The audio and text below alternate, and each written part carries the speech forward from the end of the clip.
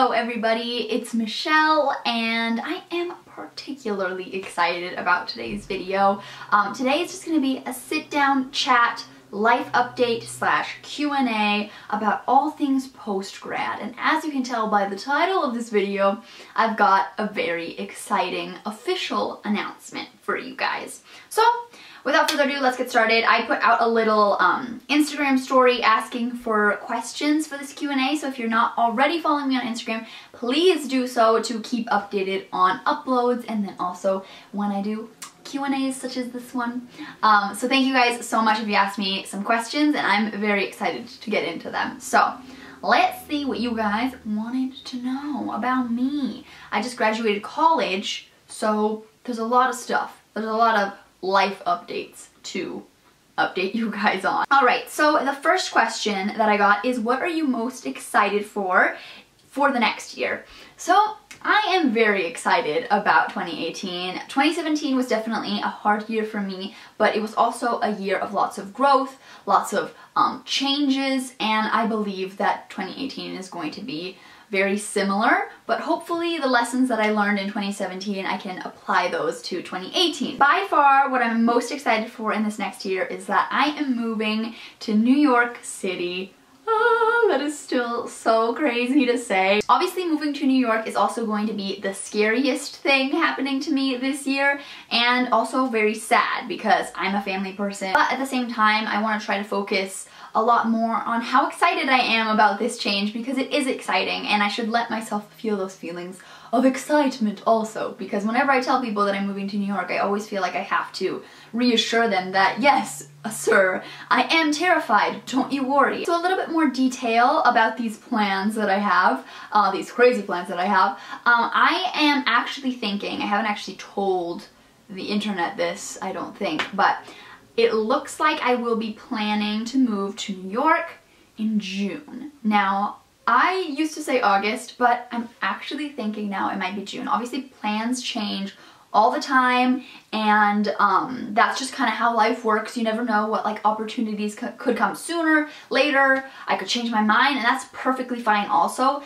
But I'm thinking I'm actually going to move in June because I would like to have the option to apply for summer internships, and obviously you need to be there in the summertime to be able to do these summer internships. A little bit of background on why I'm planning on moving to New York. Ever since I watched The Devil Wears Prada when I was 8 years old, I wanted to live in New York. I've always known that I wanted to spend at least a portion of my life there. I'm also really interested in working in the fashion industry, which was also triggered by The Devil Wears Prada when I was 8 years old. So clearly, New York, the place to be for fashion, and Aline also wants to end up living there because of Broadway and the overall theater scene. And Aline and I, not only are we sisters, but we are best friends. If you haven't caught on by now, you know that. And a huge thing that we both value is ending up in the same place, because ultimately we want to live in the same city. Alright, so the next question is, have you ever visited NYC before? If so, what is something you remember from that trip that you're excited about for when you move there? So, fun fact, I've actually never been to New York City, which a lot of you might be freaking out right now, but just know that I am moving to New York for my career. I'm not going there to dilly-dally. I'm not going there because it's a place that I necessarily have guaranteed to work for me or guaranteed to, I don't know, have the lifestyle that I want for the rest of my life. I am going to New York City to hustle and to jumpstart my career. So even though I haven't been there yet, I want to work in the fashion industry, or I want to work in some area of publishing, and New York is definitely the hub for all of that stuff, so it doesn't matter whether I've been there or not. Regardless, I'm going. But with that being said, don't be too scared for me, because me and my family are actually planning a trip to go to New York City in March, and I am so freaking excited. It's going to be so much fun. We're definitely going to do all of the touristy things and just overall see the sights, but we also want to scope out some neighborhoods and figure out commuting stuff while we're there. And obviously that will be very beneficial while I'm going through the process of planning my move. Although I haven't been there before, one thing that I'm particularly excited about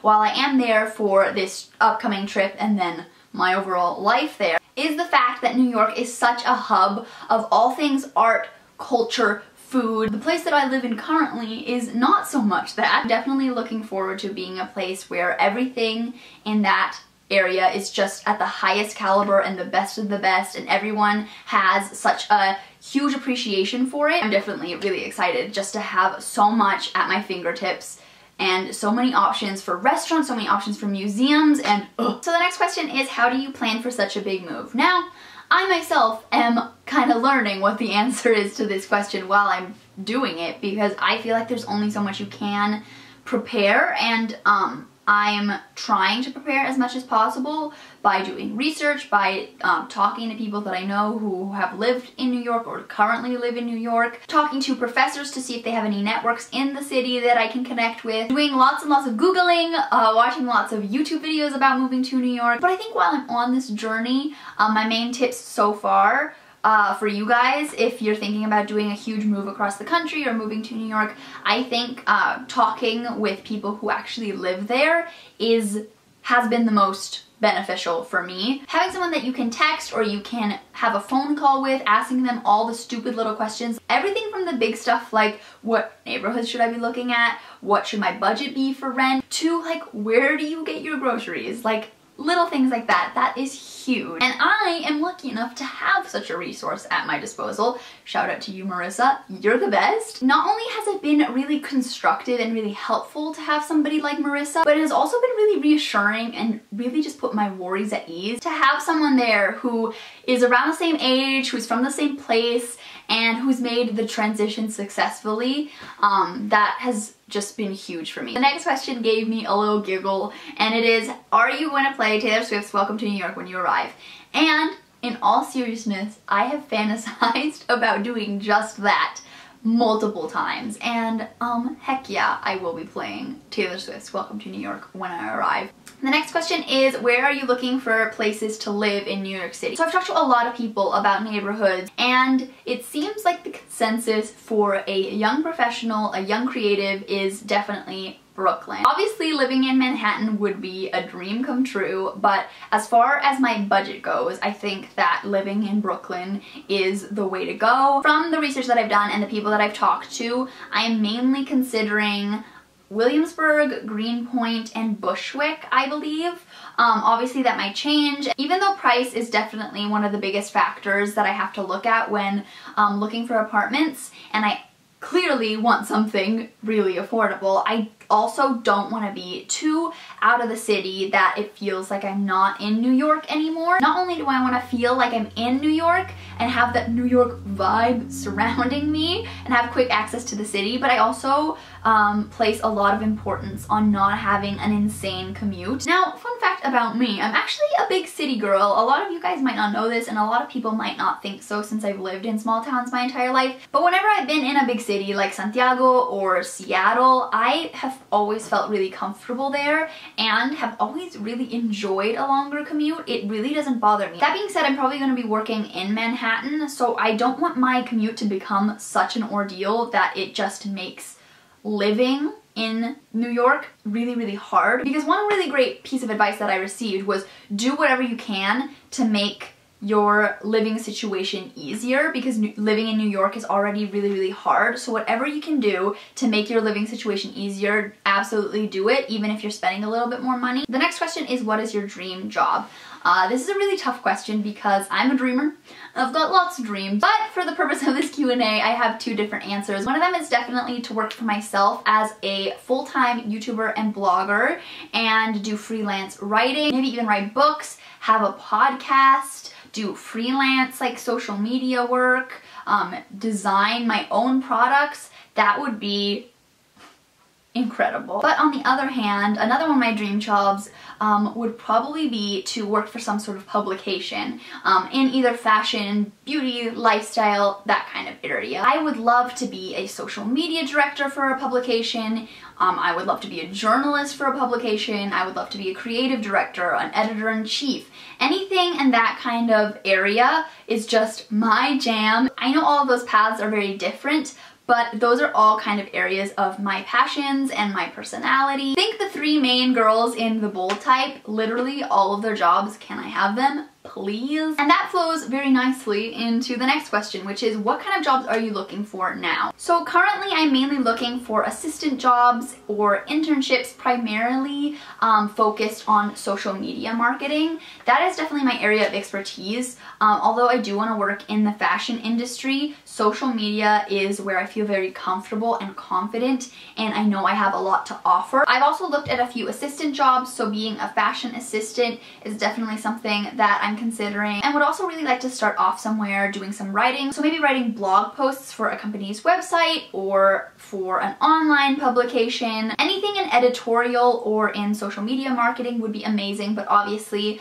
I'm really open to other areas and other positions as well. So I'm just trying to keep an open mind, and there's only so much I can do while I'm still in Montana. I have heard that you shouldn't even worry about getting a job until you're actually in the city, because people don't care about you until they can actually see your face. The next question is, what channels are you going through to find jobs, or are you not quite looking yet? So the main channel that I am utilizing to find a job is definitely connections that professors have set me up with. I am really lucky to have some amazing supportive professors. One in particular set me up with a bunch of her contacts that are in the city, and I've been emailing them, and that's been really helpful. If you're in college, I 110% recommend reaching out to your professors. If you have a career development center or an internship center in your school or in your university, definitely use that resource, because that has helped me out so much. The next question is, would you / have you considered a career in theater like Aline? So fun fact, I am actually not an actress at all. I cannot act to save my life, and I feel very uncomfortable doing so, and I don't really like it. So I'm definitely not an actress, although I have a huge amount of appreciation for theater. I do love singing, although I definitely am more singer-songwriter-esque compared to Aline, who is definitely more musical theater. Theater is definitely Aline's thing, Aline's area of expertise, while fashion, marketing, and social media are definitely more my thing. That being said though, Aline and I always kind of joke about one day becoming writing partners, whether that be for a musical, a play, a pilot. If you've seen the TV show Smash, we always joke that we are Julia and Tom, although neither of us are composers. But you never know, maybe one day Aline and I will become writing partners, and that's a way I could have a career in theater. Or maybe through Aline, I'll eventually have like some sort of marketing career in the theater industry. So I definitely am not counting it out completely, but I'm not gonna pursue it the way Aline's pursuing it, because it's just not my thing. That's definitely her world, and I'm so proud of her for everything she's accomplished in that area, and I'm excited to see where her career goes. The next question is, what are your biggest fears about the move? Now, honestly, I think it might be simpler for me to say what aren't my biggest fears about the move. I am a really anxious person, so I do have a lot of fears, and a lot of fears are constantly circulating in my head. So let's try to break this down for you. What are my biggest fears?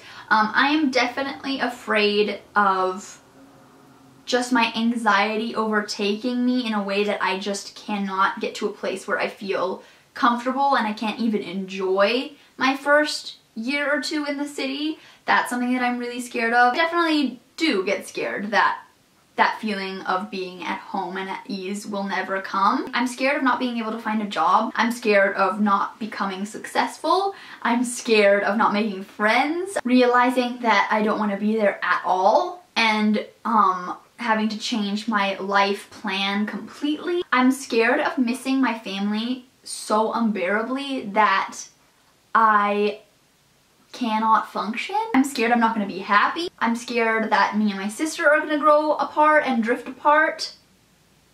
I don't think that'll ever happen, but that is definitely something that I'm scared of. So as you can see, I have tons of fears. However, I think that just because something is scary, that doesn't mean that you shouldn't do it. I'm trying to find this Pinterest quote, but I just can't seem to find it, but it's something like, if something is both terrifying and absolutely wonderful or absolutely exciting, you should most definitely do it. And I think about that quote probably every day, and Megan also made me this really cute little embroidery, which I will show you. And it says, be scared and do it anyway. And throughout 2018, I'm definitely going to try to live my life by that, because clearly I feel a lot of feelings and I feel a lot of feelings of doubt and of anxiety, and I don't want those to hold me back. Because just because something is scary, that doesn't mean that it can't be wonderful and that it is not the right thing to do. I feel like a lot of the time I put a lot of pressure on, oh, if I feel like scared or uneasy at all, it's just my gut telling me that I shouldn't do that, and that's not necessarily true. At the end of the day, New York is where I feel called to be, especially at this point in my life. I've honestly teared up looking at like footage of New York, whether it's in other people's vlogs, whether it's in movies, TV shows, sometimes even photographs. I've teared up and just felt this like overwhelming feeling in my chest where I'm just like, I want to be there.